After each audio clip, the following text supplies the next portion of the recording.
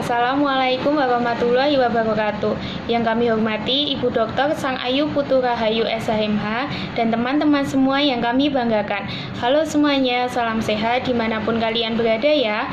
Di sini kami dari kelompok 3. Kami terdiri dari 8 anggota kelompok, yaitu Aldila Fitria Nur Aini sebagai pemateri, Lili Kartika sebagai penjawab, Dian Febrianti sebagai pemateri, Erinda Eka Pramesti sebagai penjawab, Fatimah Nabila sebagai moderator, Eka Imroatun Kasana sebagai pemateri, Mela Yulianti sebagai penjawab, dan Zahra Arintia Aprianti sebagai pemateri. Di mata kuliah pengantar ilmu hukum ini, kami dari kelompok 3 akan mempresentasikan mengenai tanggung jawab dan tanggung gugat ya. Lalu, apa aja sih yang akan kita bahas mengenai tanggung jawab dan tanggung gugat ini? Nah, di sini kami ada 3 pokok materi ya. Yang pertama tentunya mengenai apa itu tanggung jawab, yang kedua mengenai pengertian dari tanggung gugat, dan yang ketiga mengenai perbedaan antara tanggung jawab dan tanggung gugat. Langsung aja yuk kita mulai dan jangan di skip ya videonya.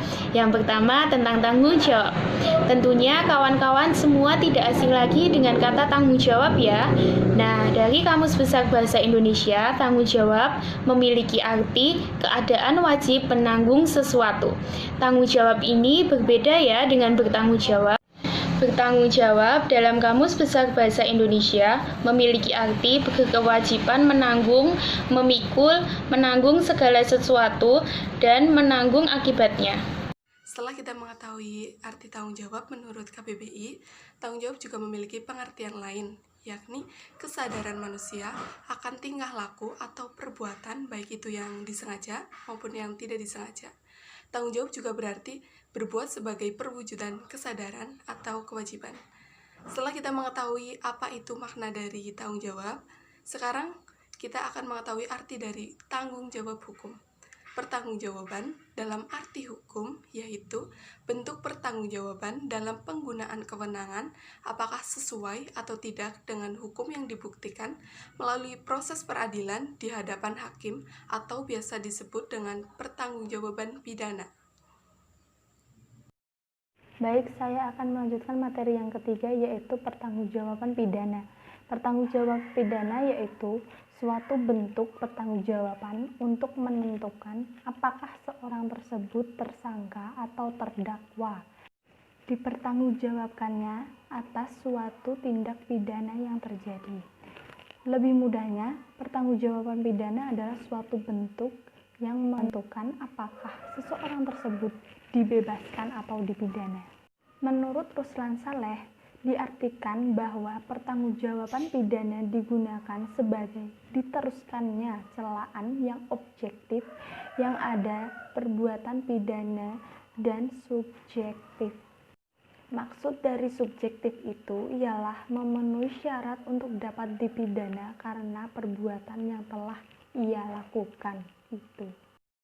Sedangkan menurut Rusculpon mengartikan bahwa pertanggungjawaban pidana adalah suatu kewajiban untuk membayar pembalasan yang akan diterima oleh pelaku dari seseorang yang telah ia rugikan. Pertanggungjawaban pidana ini terjadi karena adanya tindak pidana dan suatu kesalahan. Di negara kita, Indonesia, itu ada pertanggungjawaban pidana yang spesial loh. Kenapa dikatakan spesial? Karena ada pertanggungjawaban pidana yang tidak memerlukan unsur kesalahan atau biasa disebut dengan pertanggungjawaban pidana mutlak atau strict liability. Tanggung-jawaban pidana tersebut diatur dalam Undang-Undang Nomor 32 Tahun 2009 Pasal 88. Menurut Martono, tanggung jawab itu memiliki 3 arti. Yang pertama, accountability, responsibility, dan juga liability. Nah, apakah yang dimaksud 3 arti tersebut? Kita simak ya. Yang pertama, arti dari pertanggungjawaban accountability. Accountability merupakan pertanggungjawaban yang berkaitan dengan keuangan. Contohnya, seorang akuntan dia memiliki tanggung jawab terhadap pembukuan mengenai akuntansi yang telah dibuatnya. Yang kedua yaitu pertanggungjawaban responsibility, merupakan pertanggungjawaban dalam arti publik. Misalnya, seorang karyawan melakukan suatu kesalahan dan sudah tertulis dalam pengangkatannya. Lantas, bosnya tersebut menindaklanjutinya dan menuntut karyawannya di pengadilan pidana berdasarkan peraturan perundang-undangan yang berlaku.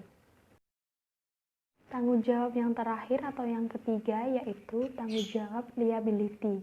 Tanggung jawab liability adalah tanggung jawab yang berkaitan dengan hukum perdata.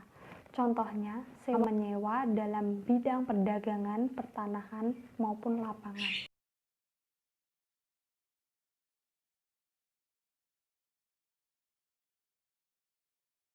Menurut Agus Yuda Hernoko, tanggung gugat adalah suatu rangkaian menanggung kerugian yang diakibatkan karena kesalahan atau resiko. Tanggung gugat bisa berarti liability yang merupakan spesifikasi dari tanggung jawab dalam hukum perdata.